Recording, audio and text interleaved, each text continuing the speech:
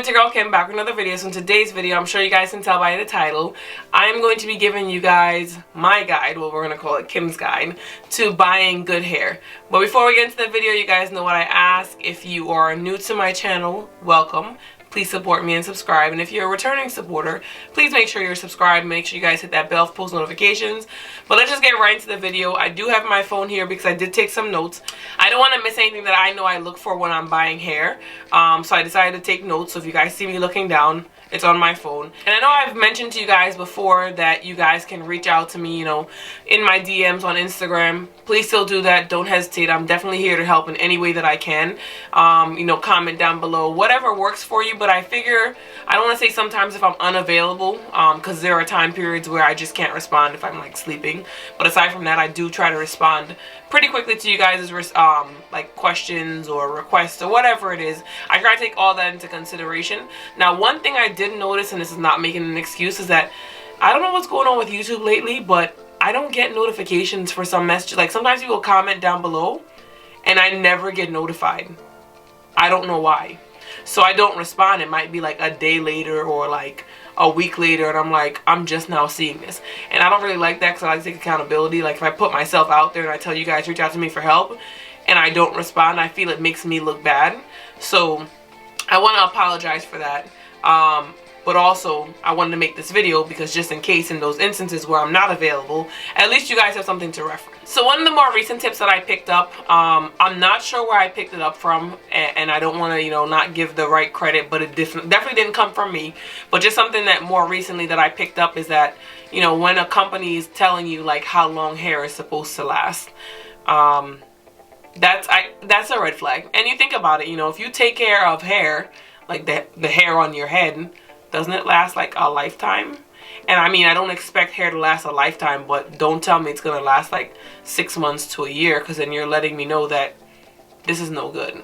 So that's like a small tip, but like tip number one is like if they're already setting the tone for the longevity of the hair, that means the hair can't be as good as they claim it is, in my opinion. And based on, you know, some of the stuff that I've seen just being out here on YouTube and doing research about hair before I even buy hair.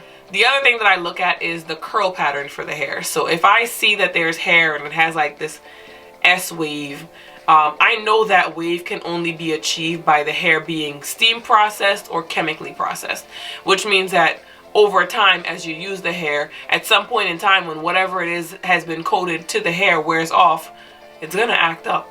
And typically they use like a steam or chemical process to achieve that curl. And we now know that, you know, in them doing that, it's because that the hair didn't come from like one person, it came from multiple people, which means that, you know, they may not play well with others. And when I say may not play well with others, I mean it's probably gonna tangle. So when whatever they have on the hair wears off, it'll tangle. So when I see this pattern, I'm really hesitant on buying hair from any hair company. Just putting that out there.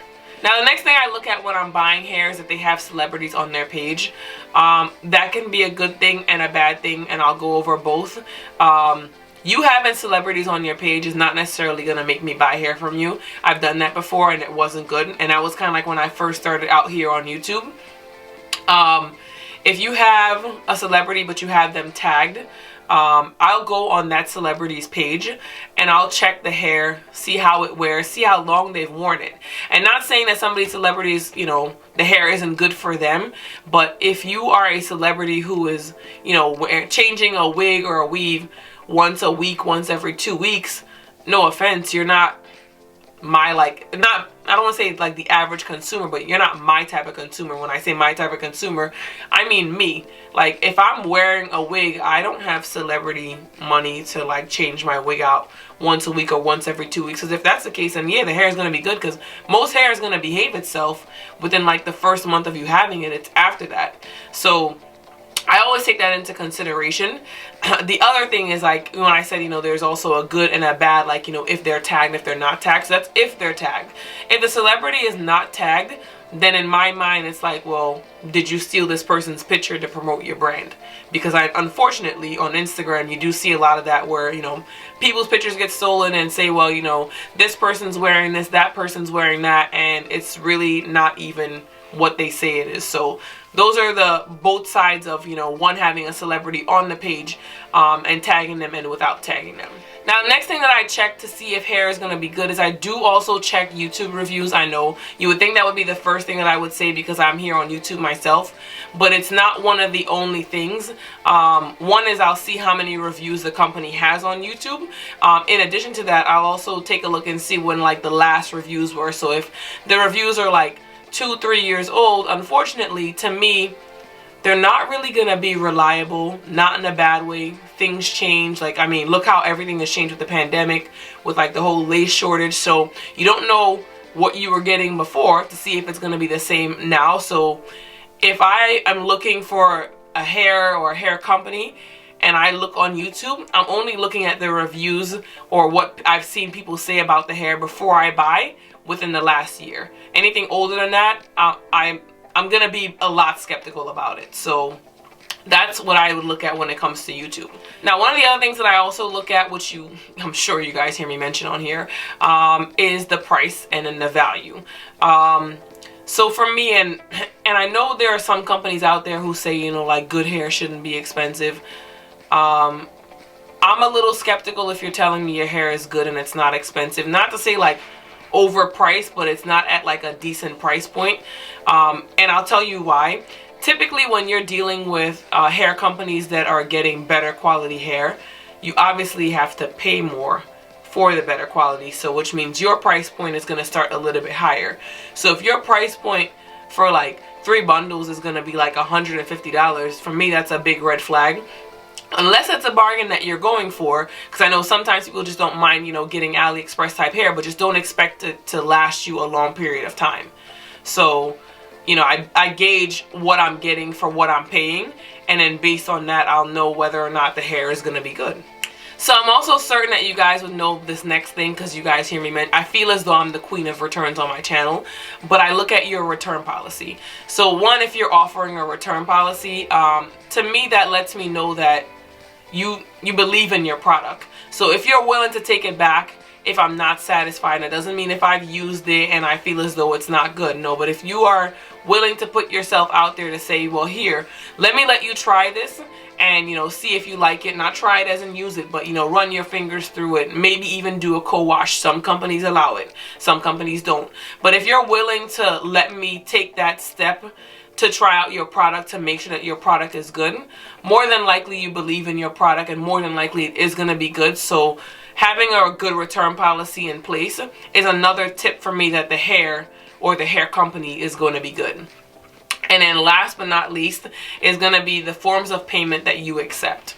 So there's one hair company that I wanted to try out, and unfortunately in doing all my research, going through all those steps, a couple things were not on the list, and one of them were forms of payment. So I'm not going to tell you guys what form of payment I use because I just don't want to go down that road.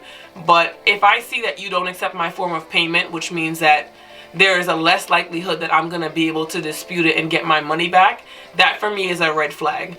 I don't know how else to describe it, but like, there are some companies in terms of like financial institutions that will allow you to dispute things a little bit longer, and the form of payment that I use is one of them. And if you don't take it, that's a huge red flag. That means that, you know, you've maybe, and it could go both ways. It could be that people abuse it and, you know, you've been burned enough times and you just don't want to go down that road. Or it could just be that, you know, people are have legitimate concerns and issues, and you just don't want to give them their money back for the garbage that you've sent them. So not saying that that's the case, but just these are some of the things that I look at that would let me know if I'm gonna buy hair from you. And not just, like I said, it's not just the quality of the hair, it's the bigger picture. So hopefully me putting out the tips that I use to make sure that I'm getting my money's worth in terms of when I'm investing in hair, hopefully it helps someone out there. But I found them to be very helpful over the years, especially when I'm purchasing hair. But that wraps this video. Thanks for watching. Bye for now.